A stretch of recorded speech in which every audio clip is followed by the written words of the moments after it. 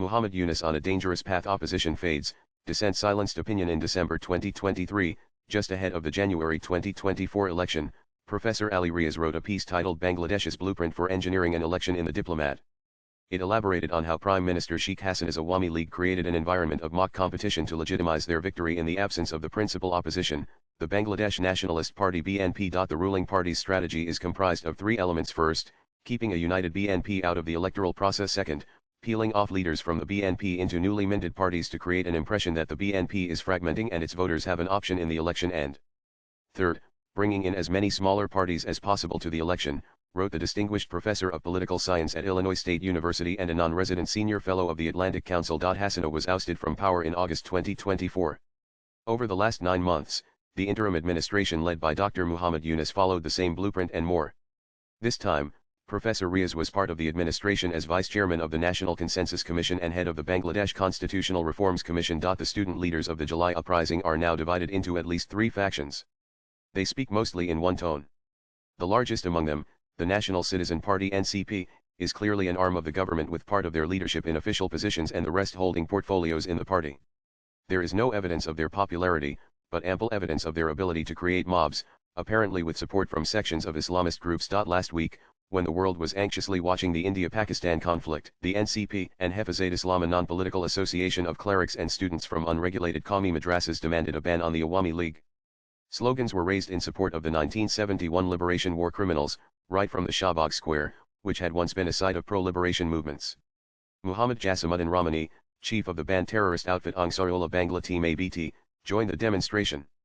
He had been released from jail during the Yunus regime. The government obliged the protesters with electric speed.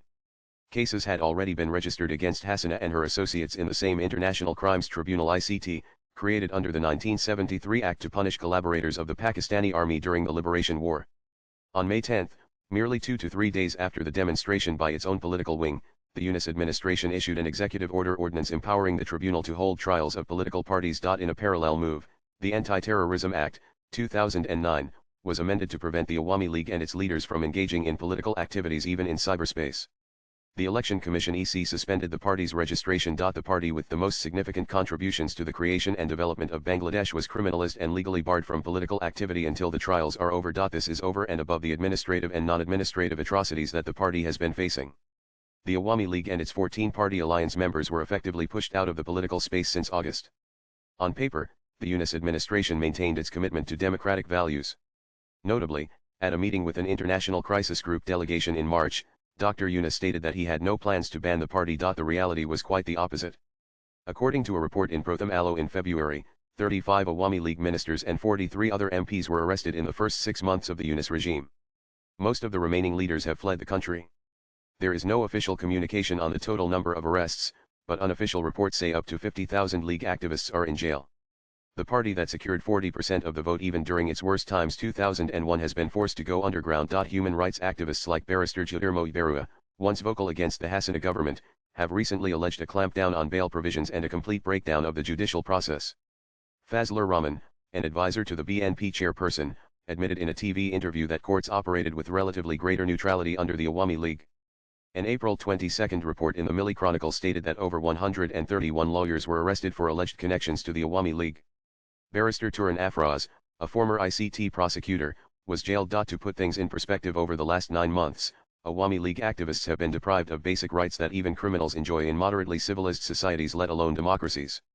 Now, roughly 4.8 crore core voters of the party are deprived of their political choice. Many believe it is part of a meticulous design, a phrase famously used by Dr. Yunus to describe the July uprising to scoop, not peel out leaders from the League's extensive grassroots organization. A Truth and Reconciliation Commission is being proposed. It will act as a political washing machine. The first target is to place Awami candidates as independents, under some form of oath, in local elections. Over time, they will be absorbed into the NCP or another party enjoying administrative support. The FAA of democracy will be maintained by allowing entry to a host of new parties. At least 65 parties are awaiting EC registration. The BNP supported the ban on the Awami League and may end up the biggest loser in this maneuver, as Awami converts will face BNP candidates in elections. And that suits the Yunus regime. The BNP was a clear favorite to win after Hasina's ouster, but they did nothing to force Yunus to hold an election. Acting vice-chairperson Tariq Rahman remains in London despite his acquittal in several cases. Chairperson Khaleda Zia, who is unwell, has just returned from London. The benefit has gone to Yunus and his cohorts. According to the original law, interim governments are to stay for a maximum of 6 months. Yunus promised an election before June, but few in Bangladesh expect one anytime soon. Both the Islamists and the NCP have publicly voiced opposition to elections. And the longer the elections are delayed, the slimmer BNP's chances of winning become. Bangladesh appears to be heading for a textbook implementation of the Minustwo theory first proposed by the army in 2007 and championed by Dr. Yunus in conversations with American diplomats. The European Union has effectively endorsed the latest plan by placing reforms ahead of elections. Hasina established a hegemonic rule. She worked overtime to keep the opposition weak. She rigged the 2018 election, in which the BNP participated.